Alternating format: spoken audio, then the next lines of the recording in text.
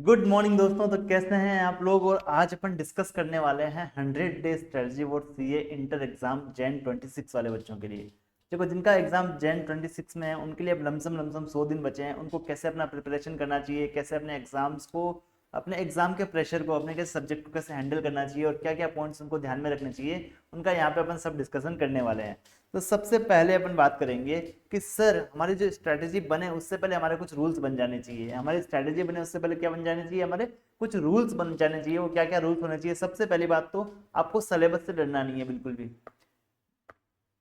आपको बिल्कुल भी आपको सिलेबस से नहीं डरना है कि इतना बड़ा सिलेबस है, कैसे होगा, इतने सारे सब्जेक्ट है, इतने सारे कॉन्सेप्ट है, कैसे याद रहेंगे। आपको बिल्कुल भी डरने की जरूरत नहीं है, क्योंकि कोई भी चीज जब 100% कंप्लीट होती है ना, उससे पहले वो 1% से शुरू होती है। ध्यान रखना, कोई भी चीज जब 100% पे कंप्लीट होती है तो वो 1% से शुरू होती है। तो आपको भी अपने स्टार्टिंग से अपनी जर्नी को स्टार्ट करना पड़ेगा और ये 1 बाय 1 करके सारे कॉन्सेप्ट को दिमाग में बैठाना पड़ेगा। और ध्यान रखना, ऐसा नहीं कि जब आप पढ़ रहे हो तो सिर्फ पढ़ ही रहे हो। आपको वो काम भी करने हैं जो आपको पसंद है, जो भी करने हैं जो आपको डेली एक्टिविटी में आप करते थे पहले। फॉर एग्जाम्पल, आप जिम जाया करते थे तो आपको जिम भी जाना चाहिए आधे एक घंटे के लिए, कोई दिक्कत नहीं है। क्योंकि वहां से क्या होता है ना, आपका मेंटल प्रेशर थोड़ा सही रहता है। आपका ये ना स्थिति माइंड की वो अच्छी रहती है। वो जितनी अच्छी रहेगी उतना आपके लिए पढ़ने में ईजी रहेगा, उतना आप अच्छे से स्कोर कर पाओगे।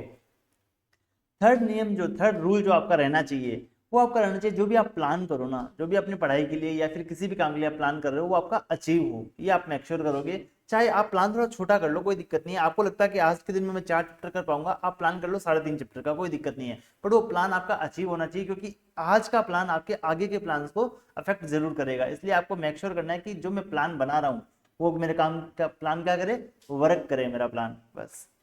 और आपको लास्ट पॉइंट और सबसे इंपॉर्टेंट पॉइंट, आपको दूसरों के बारे में नहीं सोचना है। ऐसा नहीं सोचना है मेरे दोस्त ने कितना कर लिया, मेरे दोस्त का कितना काम हो चुका है, मेरे दोस्त की पढ़ाई कैसी चल रही है, अरे मेरे दोस्त ने तो इतने सारे चैप्टर्स कंप्लीट कर लिए, मैंने अभी तक नहीं किया। ऐसा आपको नहीं सोचना है, ऐसा आपको बिल्कुल भी नहीं सोचना है।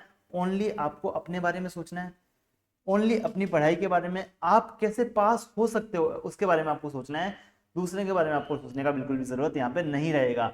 ना आपको दूसरे के बारे में अच्छा सोचना है ना बुरा सोचना है, मतलब आपको दूसरों के बारे में सोचना ही नहीं है। ओनली अपने अपने बारे में सोचना है कि मेरे को कैसे आगे बढ़ना है, मेरे को कैसे चैप्टर को कंप्लीट करना है, मेरे को कैसे आगे प्रोविजंस को याद रखना है।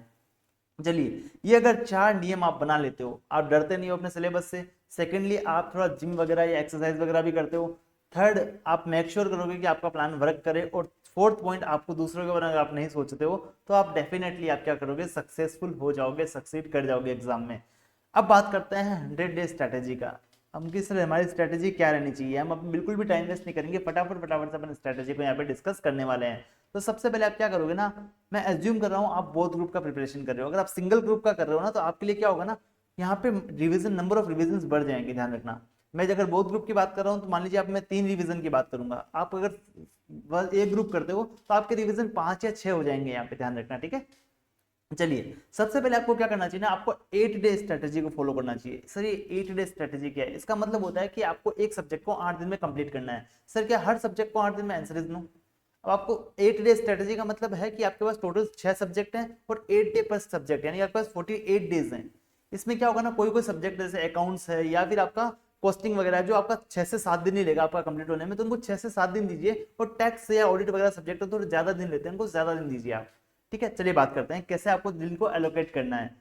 आपको हर सब्जेक्ट को ट्राई करना है 8 डेज में आपको कंप्लीट करना है। जैसे एडवांस अकाउंट्स का सब्जेक्ट है, वो आप 6 से 7 दिन में आराम से कंप्लीट कर सकते हो। आपके पास यहाँ से 1 से 2 दिन आपके पास बच जाएगा 8 दिनों में से।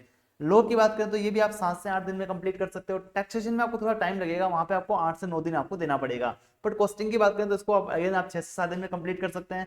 ऑडिट की बात करें तो उसको 7 से 8 दिन आराम से लग जाते हैं, क्योंकि ऑडिट को आपको बार बार पढ़ना पड़ता है, प्रोविजन को याद करना पड़ता है, पॉइंट्स को याद करना पड़ता है, तो ऑडिट में आपको थोड़ा टाइम लग जाता है। एफएमएसएम की बात करें तो ये 2 सब्जेक्ट है, इसलिए मैंने आप लोग को 7 से 8 दिन यहाँ पे एलोकेट किए हैं। तो टोटल अपने लमसम जो दिन लगेंगे फर्स्ट रिवीजन में, वो अपना 45 डेज लगेगा। सर आपने तो बोला ना 8 दिन एक सब्जेक्ट का, यानी कि 48 डेज, तो 3 दिन तो बच गए। हम क्या रेस्ट करें, हम क्या घूमने जाए? Answer is no. आपको कहीं घूमने नहीं जाना है। आपको क्या करना है ना, ओनली डेली एक्टिविटीज करनी है, जिम वगैरह, आप उतने में संतुष्ट रहिए। आपको घूमने भी कहीं पे भी नहीं जाना है, क्योंकि आपके पास सिर्फ 100 दिन है। सर 3 दिन में हम क्या करेंगे?